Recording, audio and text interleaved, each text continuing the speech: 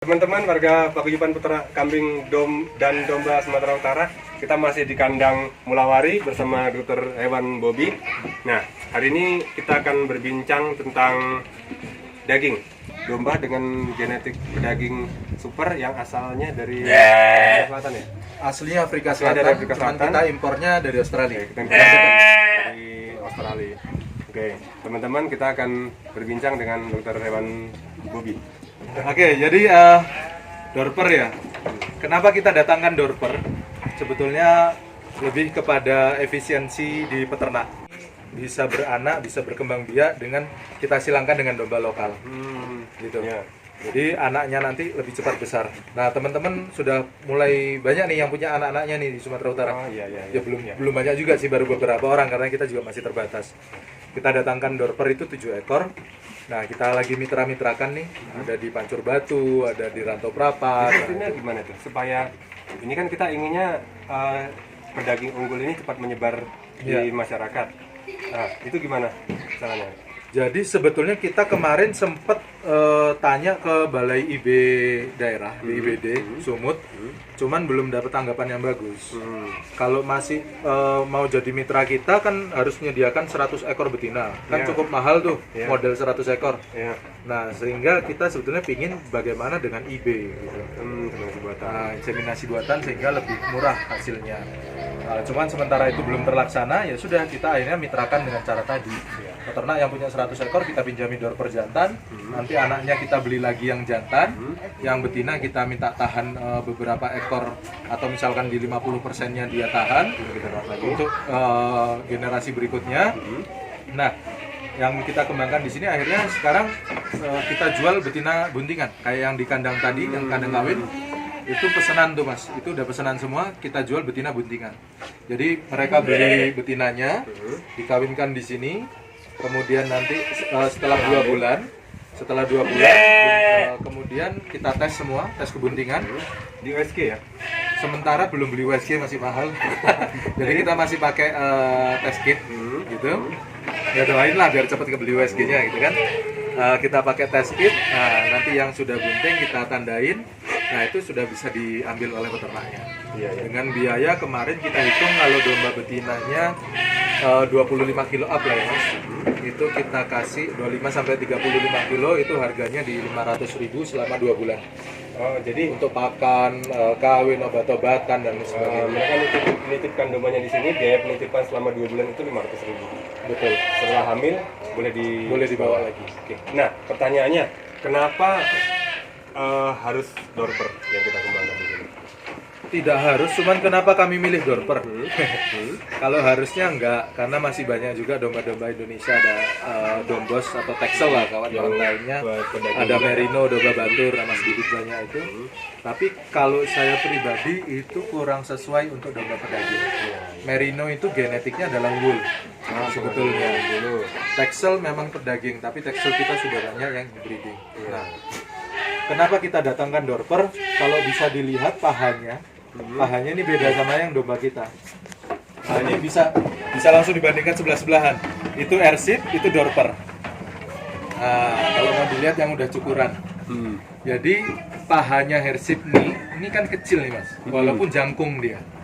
Nah, Tingginya sama, tapi tebalnya beda. Betul, tebalnya beda.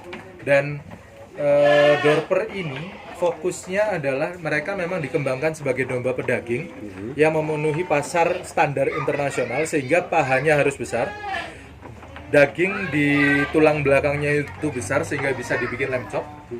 Kemudian paha depannya juga besar yang bisa dibikin nanti untuk steak. Jadi memang genetiknya betul-betul genetik pedaging. Terus kelebihannya Dorper lagi cepet tumbuh. Ini jantan nih baru 5 bulan nih. Iya, Belum kita timbang nih kilonya nih, karena timbangan kita rusak kemarin jatuh. Betina itu 4 bulan, beda sebulan. Nah, dengan kecepatan tumbuh yang bagus, ini harapan kita akan efisien di tingkat peternak. Kemudian memperbaiki, kalau kita ngomong karkas, kan kita selalu hitung persentase karkas dibanding hidup. Tapi sebetulnya kalau kita mau lebih detail lagi, kita kan hitungannya adalah meat bone ratio. Dagingnya. Jadi daging dibanding tulang. Nah, Dorper ini meat bone rasionya tinggi. Nah, meat bone rasio tinggi tadi menguntungkan untuk pedagang sate ataupun steak ataupun ya pedagang pasar sama juga. Iya, jadi Walaupun di pasar selama ini masih karkasan dijualnya. Iya. Persentase dagingnya cukup besar ya. Persentase Daging pedagang dagingnya tulang. cukup besar. Iya. Jadi kalau kita ngomong karkas, jadi data yang kemarin sudah dikembangkan di Garut, di Ketua BPDK. Silangan Dorper dengan Garut yang F1, betina itu umur 7 bulan dengan penggemukan yang bagus, fattening yang bagus. Beratnya udah sampai 40 sampai 42 kilo, Di Mas. usia 7 bulan ya. Usia 7 bulan. Oke. Karkasnya 50 sampai 52%. Kemarin kita Dagingnya? coba bisa kita bandingkan nggak nih sama karkas impor dari Australia kan gitu. Iya. Yang selama ini memang cross Dorper yang dipotong di sana kan. Iya. Ternyata F1 Dorper Garut dengan fattening yang bagus sudah hampir mirip tuh. Udah Dengan kita daging impor. kita berani saingan sama daging impor. Iya. Jadi kalau kita kemarin di grup marah-marah ada daging impor, ya nggak pas juga menurut saya karena memang kitanya yang nggak efisien, kitanya yang nggak mau berubah. Mampu bersaing. Kitanya yang bukan tidak mampu bersaing, Mas, tidak mau bersaing. Mau bersaing. Kalau ngomong mampu bersaing, Dorper 30 juta, urunan orang 10 cuma 3 jutaan. Iya. Bisa dipakai keliling. Iya, betul. Dan cuman kita kan kadang-kadang tidak mau bersatu. Ayo kita ngambil, kita hadapi persaingan dari luar ini secara bersama-sama. Kita masih satu orang, ya udahlah kalau Dorper 30 juta, oh prestis aku punya gitu kan. Padahal bukan gitu konsepnya. Kita kenalin Dorper ini biar naik bareng-bareng. Anakan Airship belum ketahuan berapa ini karkasnya. Belum ada yang kita potong. Belum Nanti dipotong, coba yang dari Desa Tangkidi, yang BUMDes itu, Iya. kita akan coba potong. Atau kalau mungkin rela, di Pak Safan ada, di Pak Helmi ada. kita potong. Coba tuh, kalau mau kita beli bareng-bareng, kita potong bareng-bareng tuh, biar nggak rugi juga beliau-beliau kan. Biar tahu berapa persen karkasnya. Biar tahu berapa persen karkasnya cross Dorper sama Airship. Nah, cuman ini yang kita baru ini pesanan kita emang ngambilin apa ya istilah lokalnya sapok, Mas, dari Stabat kan. Nah itu karena mau dipelihara di atas di gunung. Kalau Airship ini kan kurang cocok di gunung. Iya. Jadi betina sapok kawinkan dengan Betina Dorper. sapok silangkan sama jantan Dorper. Ya itu nanti kita lihat anaknya. Ya 7 bulan lagi udah lepas sapi lah. Ini udah mulai baru mulai dikawinkan. Baru mulai dikawinkan. Baru 1 bulan ini kita kawinkan. Apa nak? Nah, ini ada juga yang Dorper kalau memang nyari genetik tanduk, ada juga yang keluar tanduk kecil-kecil nih. Tapi nggak akan panjang dia. Nah, cuman yang kemarin silangan sama Garut bagus juga, ada yang tanduknya sampai 25 cm dengan badan udah gemuk kayak Dorper gitu kan. Gitu dia, Mas. Ini benda apa nih digantung sini nih, Dok? Ini permen, Mas. Enggak. Ini mineral block yang memang apa namanya kita kasih sebagai suplementasi untuk mereka. Jadi kita memang tetap kasih konsentrat. Di konsentrat kita sudah campurkan mineral. Tapi apakah itu cukup atau enggak kita kan nggak tahu. Iya. Yang tahu adalah dombanya sendiri. Makanya kita gantung seperti ini untuk bisa dijilat oleh mereka kalau mereka merasa kurang.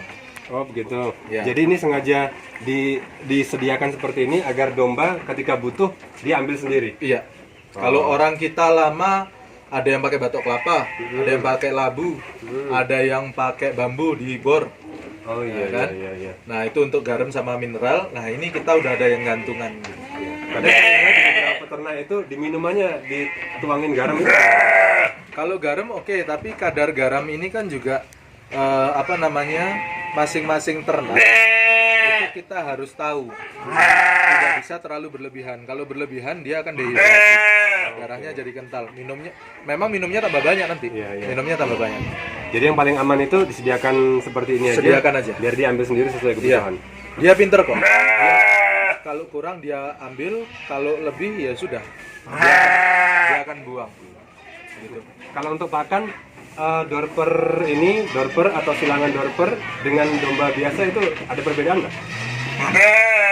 Pasti ada, Mas. Jadi gini, dengan percepatan tumbuhnya dia, otomatis kebutuhan nutrisinya kan lebih tinggi, Lebih banyak. lebih Ya. banyak.